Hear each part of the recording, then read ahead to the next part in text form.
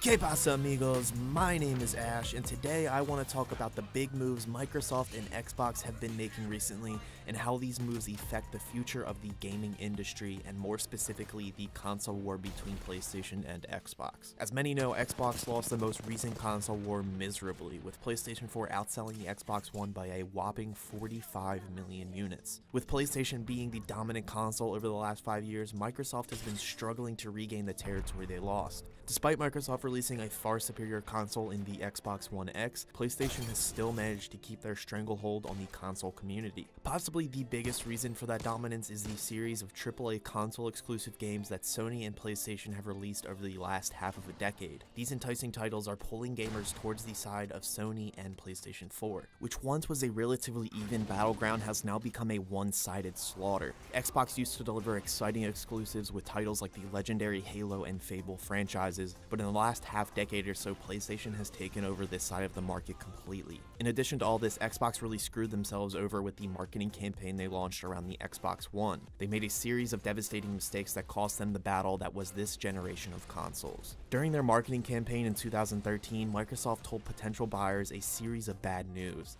The first being that this new generation of Xbox would require an internet connection at all times to play. The second being once a game was installed on one Xbox, it could never be used again on another. And finally, the one thing I truly believe was the most impactful: the Xbox was $100 more expensive than the PS4. All of these massive market mistakes cost Xbox their chance at a tightly contested console war in the future. Unfortunately, it wouldn't be crazy to say that Xbox has given up too much ground at this point, and some customers may never be won back. But this won't ever stop Microsoft from giving it their all, and that is something they plan on doing. They have already started creating hype for the next generation of consoles with their string of recent announcements and reliable rumors. Let's start with the more concrete news, and that is the announcement that the next generation of Xbox will be unveiled at this year's E3. Microsoft has massive plans for their conference this year, and it will surely prove to be momentous. Sources say that this new Xbox will be revealed at E3 this year, but will not be released until fall of 2020. Like I talked about in my last video about the upcoming Halo Infinite release, which I'll have linked in the description below, Halo will be a featured launch title for this new generation of Xbox.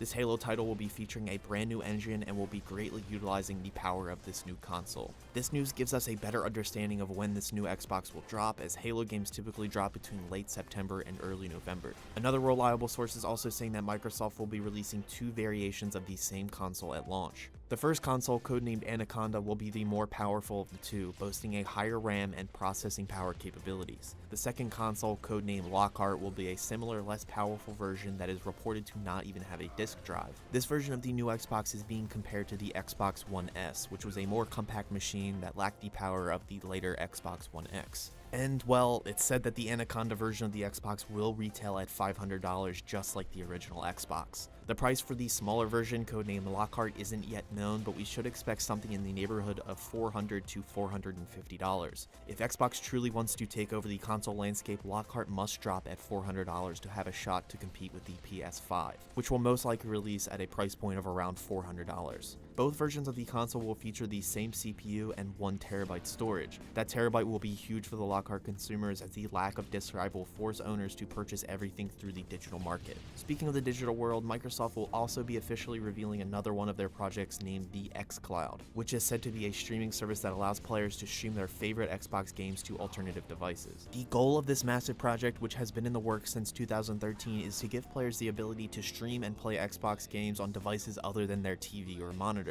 The Xcloud plans to have games run entirely on the cloud, allowing gamers to play these games on their iPhone, iPad, and possibly even the Nintendo Switch. Yeah, plot twist. Microsoft and Nintendo are in talks to bring Xbox apps and services to the Nintendo Switch console, starting with the Xbox Game Pass and an Xbox app that is slated to release later this year. The plan so far is that Xbox will bring some of its smaller titles like the indie hit Cuphead to the Switch, with grander titles like Gears of War and Halo coming later down the road once the bumps in the service are smoothed out. Speaking of major titles like Gears of War and Halo, these titles, among others like Red Dead Redemption 2, will be part of the Xcloud project. Imagine heading out on a road trip, bringing your iPad or iPhone and pulling up your Xcloud account and logging in to play Red Dead Redemption 2 all through the cloud. A service like this will be groundbreaking and will surely be copied by Sony so they can ensure that they have a service to compete with Microsoft.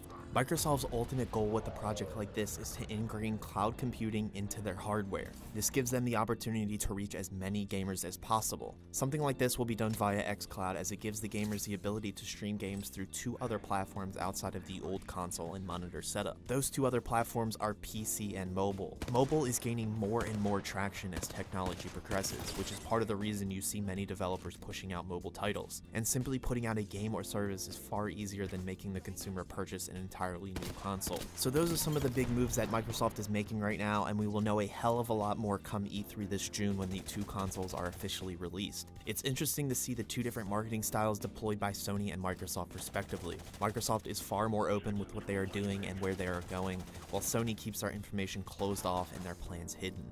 In my opinion, as long as Microsoft doesn't unveil features or information that turns the player base against them like they did back in 2013 with the Xbox One's release, I believe their marketing tactics will pay off. Creating hype for your product and showing off some of the futuristic features and services that players can look forward to can only generate excitement and anticipation for the newest line of consoles. I'll be honest, I've been an Xbox guy since the 360, but I was a PlayStation child growing up, so I'm not completely biased or corrupted by Xbox fandom. But with all that being said, all of this news is getting me excited for E3 this summer and for the future of Xbox. Microsoft and Xbox have been really pushing the envelope and creating features and services that players want to see. With that in mind, plus the fact that Xbox has released generally superior consoles as of late, it seems the Xbox will make a major rebound with this next generation of consoles. This is all assuming that they don't make any marketing or PR mistakes like they have in the past. With major next-gen launch titles, futuristic new services, and likely superior console capabilities, the next generation Xbox is beginning to look awfully good.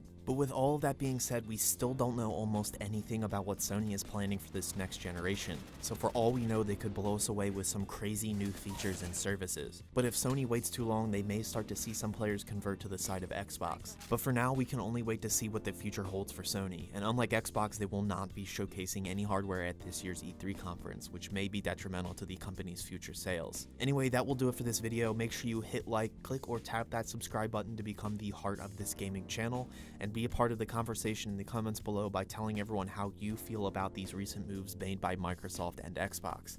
And for more gaming analysis, news, reviews, and opinions, stay here on Ash Heart.